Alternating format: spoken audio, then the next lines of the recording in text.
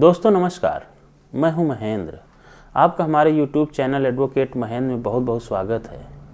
साथियों, हमारे एक व्यूअर ने कमेंट किया कि भैया FIR के बारे में विस्तार से बताइए।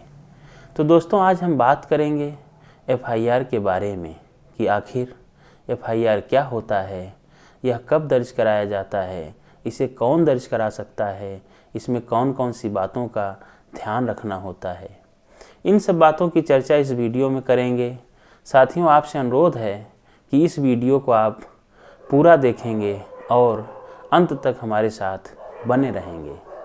दोस्तों, FIR का मतलब फर्स्ट इंफॉर्मेशन रिपोर्ट अर्थात प्रथम सूचना रिपोर्ट होता है। जब कभी कोई आपराधिक घटना के संबंध में पुलिस के पास कार्रवाई के लिए सूचना दर्ज कराई जाती है तो इसे ही सरल भाषा में प्राथमिकी या प्रथम सूचना रिपोर्ट या FIR कहते हैं।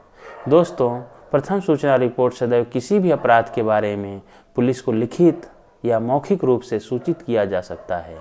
बिना इसके पुलिस कोई भी इन्वेस्टिगेशन प्रारंभ नहीं कर सकती है। हमारे देश में किसी भी व्यक्ति द्वारा FIR दर्ज कराने का अधिकार है। दोस्तों, भारतीय दंड प्रक्रिया संहिता 1973 की धारा 154 के तहत FIR की प्रक्रिया पूर्ण की जाती है।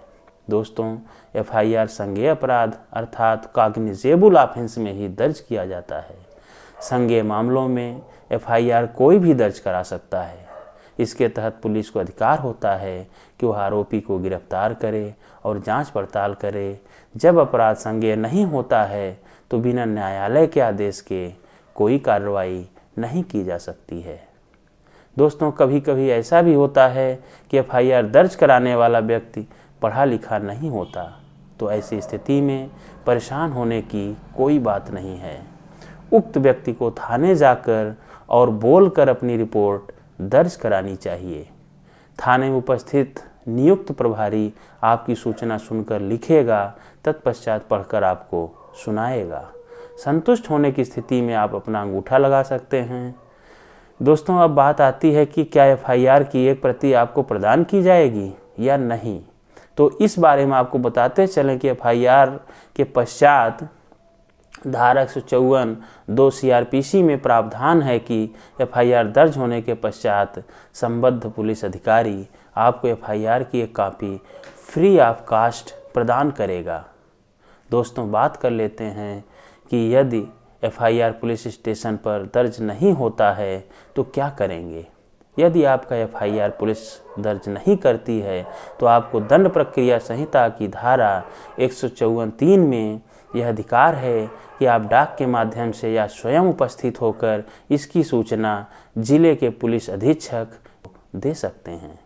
दोस्तों, कभी कभी ऐसा होता है कि पुलिस अधीक्षक के पास जाने पर भी FIR दर्ज नहीं होता, तो ऐसी स्थिति में आपको मान ली न्यायालय की शरण में जाना पड़ेगा। इसका भी प्रावधान दंड प्रक्रिया संहिता 1973 की धारा 156(3) में किया गया है। आप न्यायालय जाकर 156(3) में एक परिवाद दे सकते हैं। माननीय न्यायालय के आदेश के पश्चात आपका FIR दर्ज किया जाएगा और त्वरित कार्रवाई की जाएगी। दोस्तों, अब बात कर लेते हैं कि ज़ीरो FIR क्या होता है। दोस्तों, जब कोई संज्ञेय अपराध के बारे में घटनास्थल से बाहर के पुलिस थाने में FIR दर्ज कराई जाती है तो उसे ही ज़ीरो FIR कहा जाता है। असंज्ञेय अपराध में FIR दर्ज नहीं की जाती है, बल्कि मजिस्ट्रेट के पास शिकायत को भेज दिया जाता है और फिर वह आरोपी को सम्मन जारी करता है। वहीं संज्ञेय अपराध में FIR को दर्ज कराना अनिवार्य होता है। दोस्तों, दंड प्रक्रिया संहिता 1973 की धारा 190 में यह प्रावधान किया गया है कि यदि किसी अपराध के बारे में मजिस्ट्रेट को किसी व्यक्ति या पुलिस के द्वारा सूचना दी जाती है या मजिस्ट्रेट को स्वयं ऐसी जानकारी हो जाती है कि ऐसा अपराध किया गया है, तो वह स्वयं संज्ञान लेकर पुलिस को FIR दर्ज कर उसकी जांच करके रिपोर्ट भेजने के लिए सीधे आदेश दे सकता है। दोस्तों, अभी तक बात हुई कि FIR कैसे दर्ज करा सकते हैं, लेकिन अब हम FIR के सबसे महत्वपूर्ण पार्ट के बारे में बात करेंगे जिसका इंतज़ार आप इतनी देर से कर रहे हैं। दोस्तों, जब कभी भी फॉल्स FIR दर्ज करा दिया जाता है तो ऐसी स्थिति में क्या करें? तो दोस्तों ऐसी स्थिति में भी कोई घबराने की बात नहीं है। इससे बचने के लिए ढेर सारे प्रावधान हैं। तो चलिए हम एक एक करके जान लेते हैं कि यदि फर्जी एफआईआर हो जाता है तो सबसे पहले आपको क्या करना चाहिए। फर्जी या फॉल्स एफआईआर हो जाता है तो सबसे पहले आपको एंटीसिपेटरी बेल अर्थात अग्रिम जमानत में जाना चाहिए, जिसका प्रावधान धारा 438 सीआरपीसी में किया गया है।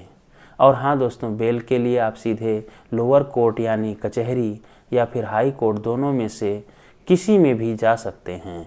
बेल मिलने के पश्चात वह तब तक प्रभावी रहेगी जब तक कि धारा 172(2) के तहत पुलिस रिपोर्ट दाखिल नहीं कर देती। रिपोर्ट का मतलब दोस्तों या तो पुलिस चार्जशीट दाखिल कर दे या फिर फाइनल रिपोर्ट लगा दे। साथियों, जब आप इतना जान चुके हैं तो थोड़ी बातें और जान लें। अगर फॉल्स एफआईआर हो गया है और पुलिस चार्जशीट सबमिट कर चुकी है तो ऐसी परिस्थिति में आप सीधे हाई कोर्ट में अंडर सेक्शन 482 में चार्जशीट क्वाशिंग की भी प्रेयर कर सकते हैं। अगर आपको हमारा वीडियो पसंद आया हो तो हमारे चैनल को लाइक करें, शेयर करें, सब्सक्राइब करें और किसी और टॉपिक के लिए वीडियो चाहिए तो कमेंट करना न भूलें। दोस्तों बहुत बहुत धन्यवाद।